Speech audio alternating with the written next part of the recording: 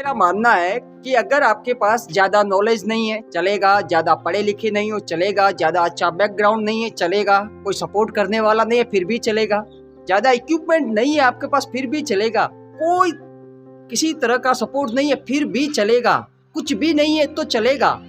परंतु एक चीज़ का होना सबसे ज़्यादा जरूरी है जो बहुत से लोगों में नहीं पाई जाती। जी हाँ, और वो है डिसिप्लिन। जी हाँ, अनुशासन का होना सबसे ज़्यादा जरूरी है, क्योंकि किसी भी चीज़ को पाने के लिए, किसी भी लक्ष्य को हासिल करने के लिए, कुछ भी जीवन में बड़ा अचीवमेंट करने के लिए एक क्वालिटी होनी चाहिए, और वो है डिसिप्लिन होना, आपका अपने ऊपर कंट्रोल होना, अनुशासन होना।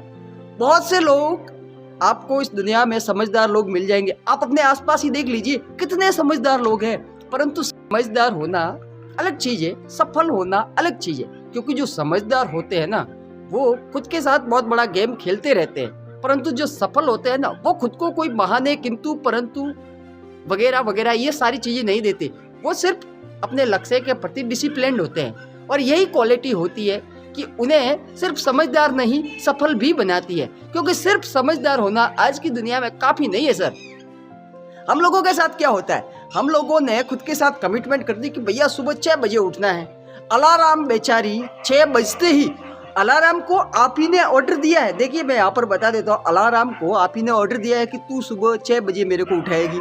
अलार्म बेचारी 6 बजते ही गला फाड़ फाड़ कर आपको जगाती है, मेरे भाई उठ जा, उठ जा मेरे राजा, उठ जा उठ जा, अब तो उठ जा, 6 बज गए, कितनी देर तक सोएगा। आप क्या करते हो, आपका माइंड उसी समय बीच में आ जाता है, आपको सांत्वना देने के लिए, आपको बेवकूफ़ बनाने के लिए, आपके साथ गेम खेलने के लिए। अरे यार कल रात को तो कितनी लेट नींद आई है, तेरा बदन दर्द कर रहा है, आज तो है ना तबीयत कुछ ठीक नहीं लग रही है, सो जाते हैं एक रात, परसों से उठेंगे, कल से उठेंगे, एक दिन में क्या हो जाएगा। सर आपका माइंड है ना बीच में आ जाता है और आपका मन आपको भटकाएगा, ठीक है। जबकि डिसिप्लिन लोग होते हैं ना उनके साथ ऐसा नहीं होता है, उनको अलार्म की भी जरूरत नहीं पड़ती, वो अपने आप उठ जाते हैं। उनके अंदर से ऐसी वो ललक होती है अपने काम को पूरा करने की, अपने लक्ष्य के प्रति वो इतने सजग होते हैं कि बिना अलार्म के ही उनकी आँख अपने आप खुलने लगती है। सर ये फर्क है सर, डिसिप्लिन सबसे ज़्यादा जरूरी चीज़ है मेरे को लगता है, क्योंकि इसके बगैर आप कुछ भी नहीं कर सकते। इस दुनिया में जो चीज़ें भी व्यवस्थित है ना वो डिसिप्लिन की वजह से ही है साहब। देखिए सूरज अपने समय पर ही उगता है और अस्त भी अपने समय पर होता है, वो भी डिसिप्लिन में चलता है। वृक्षों को आप कितना भी पेड़ पौधों को पानी पिला दो, ठीक है, परंतु सीजन के हिसाब से ही उस पे फल आएंगे। ऐसा नहीं है कि आपने एक साथ में पानी पिला दिया तो एक साथ में फल आ जाएंगे, ऐसा नहीं है। जब उनकी सीजन होगी ना तब ही फल लगेगा उसके ऊपर, उसके पहले फल नहीं लगेगा। वो भी सब अनुशासन से जुड़े हुए साहब, सब चीजें अनुशासित है, एक क्रम में चलती है। एक पतंग डिसिप्लिन के धागे के सहारे आसमान में उड़ती है, एक ट्रेन डिसिप्लिन की पटरी पर दौड़ती है। सर मैं यहाँ पे कह रहा हूँ उस पतंग की डोर को आप काट दीजिए, वो कितना लंबा उड़ेगी, अरे वो हवा के झोंकों के साथ बिखर कर टूट कर नष्ट हो जाएगी। एक ट्रेन अगर अपनी पटरी छोड़कर दौड़ने लगेगी ना तो उसमें कोई नहीं बैठेगा, आप बैठोगे क्या, नहीं बैठोगे।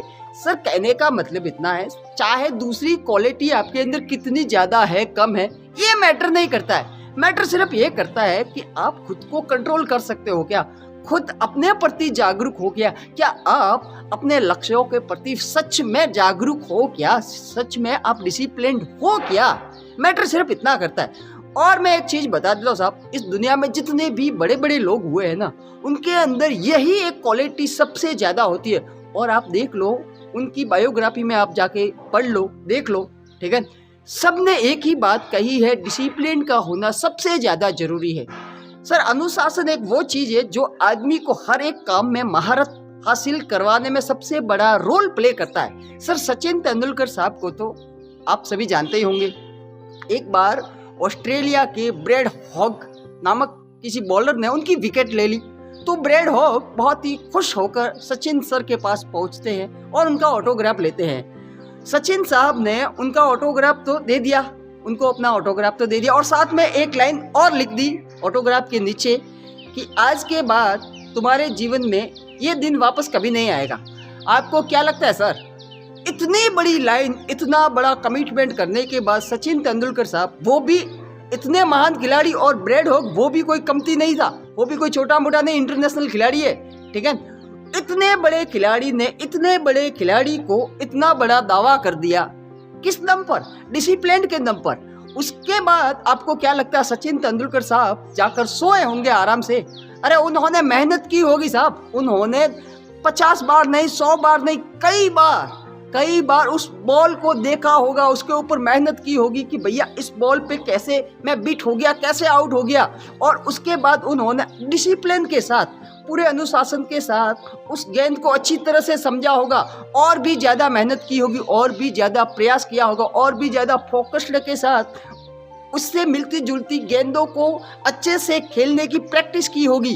तब कहीं जाके उन्होंने ये बात साबित भी की। और उसके बाद 14 बार दोनों आमने सामने हुए, परंतु ब्रैड हॉग सचिन तेंदुलकर का विकेट नहीं ले पाए। सर ये है डिसिप्लिन की ताकत। आपको क्या लगता है सचिन सर इतने बड़े स्टार खिलाड़ी थे, आराम से जाकर सो सकते थे ना कहने के बाद, परंतु उन्हें पता है कि जो कहा है ना उसे पूरा करने में डिसिप्लिन की सबसे ज़्यादा ज़रूरत होती है। तो सर कहना सिर्फ इतना ही चाहता हूँ कि अगर आप भी सच में जीवन में कुछ करना चाहते हो ना, तो खुद को कंट्रोल करना सीखिए साहब, खुद को कंट्रोल करना सीखिए। बाकी की चीज़ें, परिस्थिति, हालात सब कुछ अपने आप आपके कंट्रोल में आ जाएगा। Thank you.